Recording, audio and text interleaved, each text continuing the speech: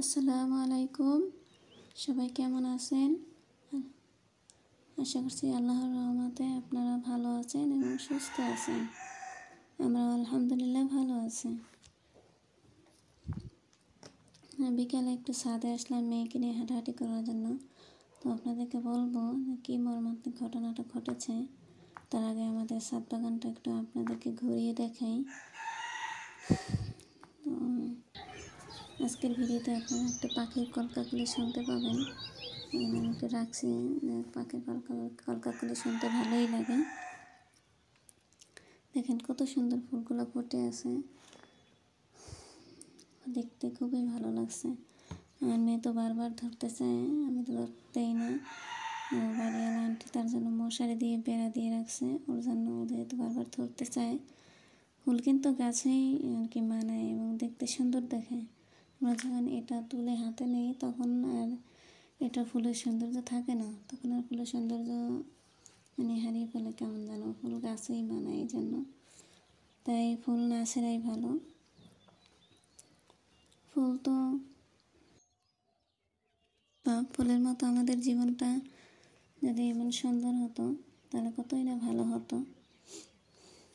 তো এখন মূল কথায় আসি, ফুলের সাথে তো কোনো কিছুর তুলনা হয় না।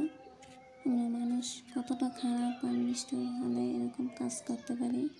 তো তাই আজকে আমাদের সাথে শেয়ার করব মানুষ কতটা নিষ্ঠুর আর পাষাণ। দেখেন কিছুদিন আগে আমাদের পাশের ফ্ল্যাটে একটা মেয়েকে মেরে ফেলা হয়েছিল। সঠিক জানি না মেয়েটার কী দোষ ছিল, জানে না পুরো। মেয়েটা অনেক স্বপ্ন নিয়ে বাঁচতে চেয়েছিল, সে পড়ালেখা করতো, এখনও বিয়ে শাদী হয় না আর কি। তার মনে অনেক আশা ভরসা ছিল, কতটা আশা ভরসা নিয়ে বাঁচতে চেয়েছিল সে জানে। আমাদের জীবনটাই এরকম, সবাই হাসি মুখে বাঁচতে চায়, তারপরে ওই নিষ্ঠুর পাষাণ হৃদয়ের মানুষগুলো ওরা বাঁচতে দিল না। তো আমাদের বাসার পাশেই ছিল, তাই অনেক ভয় লাগছিল। কয়েকদিন ঠিকমতো ঘুমাতে পারিনি, খেতে পারিনি, বারবার মেয়েটার কথা মনে পড়ছিল। এই যে পাশের এই ছাদ বাগানটা দেখেন, এই আম গাছে কী সুন্দর মুকুল ধরেছে, অনেকগুলো মুকুল। এটা ওই মেয়েদের বাড়ির এই আর কি আম গাছ। তো এখানে কিন্তু মেয়েটাকে আমরা চিনি না, জানি না, তারপরে মেয়েটার জন্য অনেক মন খারাপ লাগছিল যে এখানে আর কি মেয়েকে মেরে ফেলা হয়েছে। ঘটনাটা শুনে আমরা তো পুরাই হতবাক। আমরা এখানে নতুন আসছি, দেখেন আপনারা সবাইকে একজন চলে যেতে হবে, তার জন্য এই যে নির্মমভাবে আমরা কেউ মরতে চাই না। আল্লাহ মেয়েটাকে মাফ করে দিক, আমিন। মেয়েটার জন্য এত খারাপ লাগছিল যে এখনও বিয়ে শাদী হয় না, ওর কত স্বপ্ন, দেখি স্বপ্নগুলো একদম ভেঙে চুরে চুরমার হয়ে গেল। মেয়েটার মা শুধু চিল্লে চিল্লে কান্না করে যে আমার মেয়েটা কী হলো। মেয়েটা নাকি কিছুদিন আগে বিয়েতে যাওয়ার কথা ছিল, তো মার্কেট করছে অনেক কিছু আর কি। ওর মাকে বলছে যে আম্মা আমার জন্য এগুলো কিনে নিয়ে আসে। আর মেয়েটা সাধারণত থাকতো ওর খালামণির সাথে, এখানে ওর খালামণির বাসা থেকে পড়াশোনা করতো। তো এই আর কি, তারপরে যে বাসায় চলে আসলাম, চলে আসে মেয়েকে একটু নাস্তা খেতে দিলাম, বিস্কিট আর দুধ গরম করে দিলাম। তো এটা খেয়ে দেখেন পানি নিয়ে দুষ্টামি করতেছে। আর আমি এখানে একটু রান্না বান্নার জন্য আয়োজন করছিলাম, একটু রাতের বেলা মুরগি রান্না করবো। মাংস দ্বারা ভাত খেতে চায় না, বাচ্চা মানুষ তো। আর এইখানে দেখেন, এখানে আবার বাবলস নিয়ে খেলা করতেছে, তার অনেক পছন্দ এটা ফুলে যে কি মজা পায় সে। আম্মু আমি দেখো আমি কী সুন্দর ফুল হইতে পারি, আর এরকম করে নাচতেছে একা একা। আর আমি এদিকে যে মাংসটাকে একটু হলুদ লবণ মাখিয়ে ভেজে নেব, আর এখানে পেঁয়াজ কেটে নিলাম, আর আলু ভেজে নিচ্ছি আগে।